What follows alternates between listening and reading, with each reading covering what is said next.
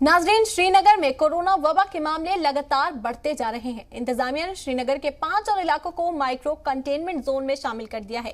इनमें यतीम trust, Bemina, खोनमू, Nowpora, Sheikh Hamza colony और शेख फैसल कॉलोनी बचपोरा शामिल हैं। जिला इंतजामिया ने कोरोना इन्फेक्शन में इजाफे के बाद इन इलाकों का जायजा लिया और उसके बाद ये फैसला किया गया है।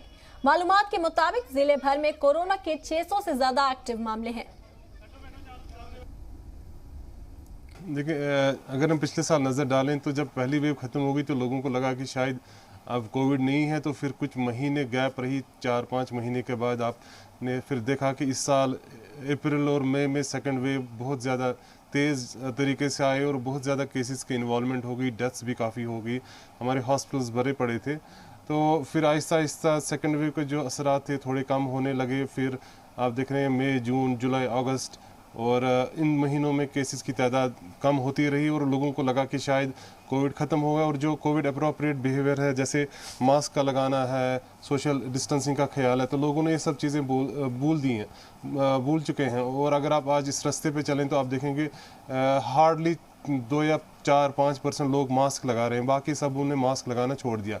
तो अगर कोई भी पॉजिटिव केस होगा और आगे जाके उसके साथ बगैर मास्क के लोग बैठे हैं तो उन तक इन्फेक्शन फैल रहा है। और आज वही सूरत हाल इस वक्त हम देख रहे हैं कि श्रीनगर में केसेस का बढ़ना थोड़ा पिछले 1-2 हफ्तों से हो रहा है। और यही सिचुएशन अगर आगे रहेगी तो बहुत सिचुएशन और बैड हो सकती है।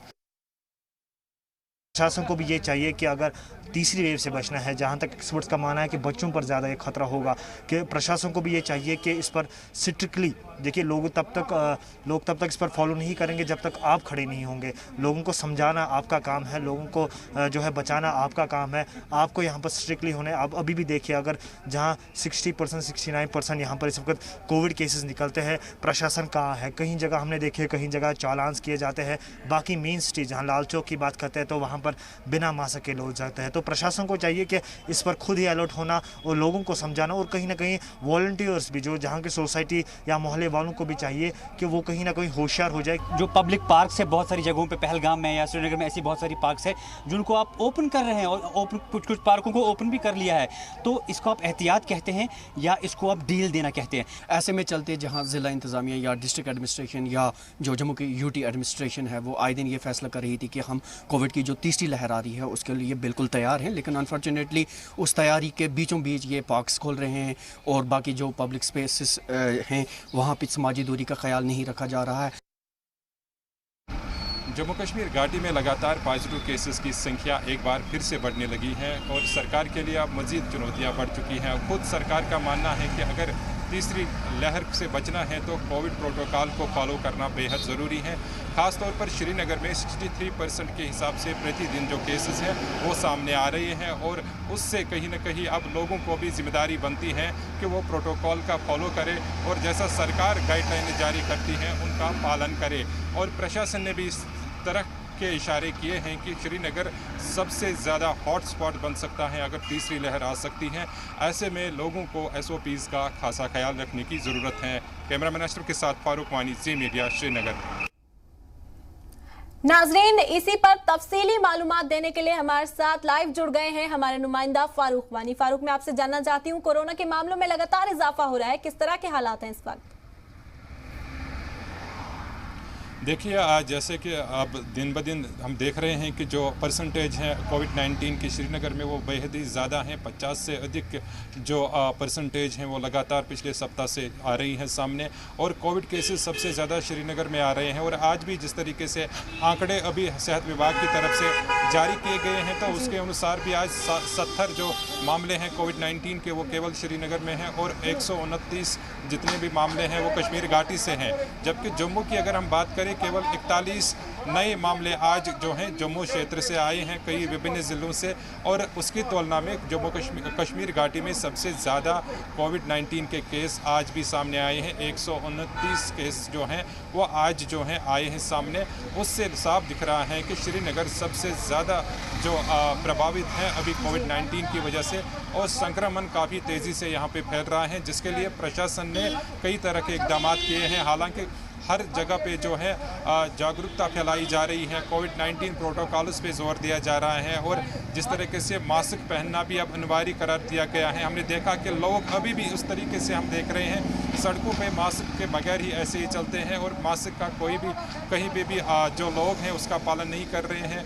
बिना जो मास्क हैं वो गाड़ियों में सफ़र कर रहे हैं और मार्केट्स में जा रहे हैं। बड़े बड़े गैदरिंग्स जो हो रहे हैं अभी श्रीनगर में, क्योंकि शादी ब्याह के सीज़न भी अभी चल रहा है, तो ऐसे में वहाँ पे भी बड़ी गैदरिंग्स होती हैं और रिलीजियस गैदरिंग्स भी ऑलरेडी अलो की गई हैं। पब्लिक पार्क्स को भी पहले ही खोल दिया गया है। तो ऐसे में एक तरफ जहाँ केस बढ़ रहे हैं वहाँ दूसरी तरफ इस तरह के जो प्रोटोकॉल्स हैं वो फॉलो नहीं किए जा रहे हैं। हालांकि अब प्रशासन ने एक स्टेप उठाया है कि जो भी कांग्रेगेशनल बड़े इज्तिमा हैं या फिर जो शादी ब्याह के अवसर हैं, इनको पहले आप प्रशासन से अनुमति लें और डीसी ऑफिस जो है बाज़ाब्ता इसके लिए अब जो सेल हैं वो बनाई गई हैं, जिसको भी शादी ब्याह की बड़ी तकरीब करनी है और पहले भी वहाँ पे गाइडलाइंस जारी किए गए हैं कि कितने लोग शादी में शामिल हो सकते हैं। उस सिलसिले में उन्हें पहले परमिशन लेना पड़ेगा, उसके बाद जो कार्यक्रम है शादी ब्याह का वो उनको आयोजित करना पड़ेगा। इस सिलसिले में दिशा निर्देश जो हैं वो जारी किए गए हैं और साथ में कई लोगों के खिलाफ भी FIR काटे और आज सुबह भी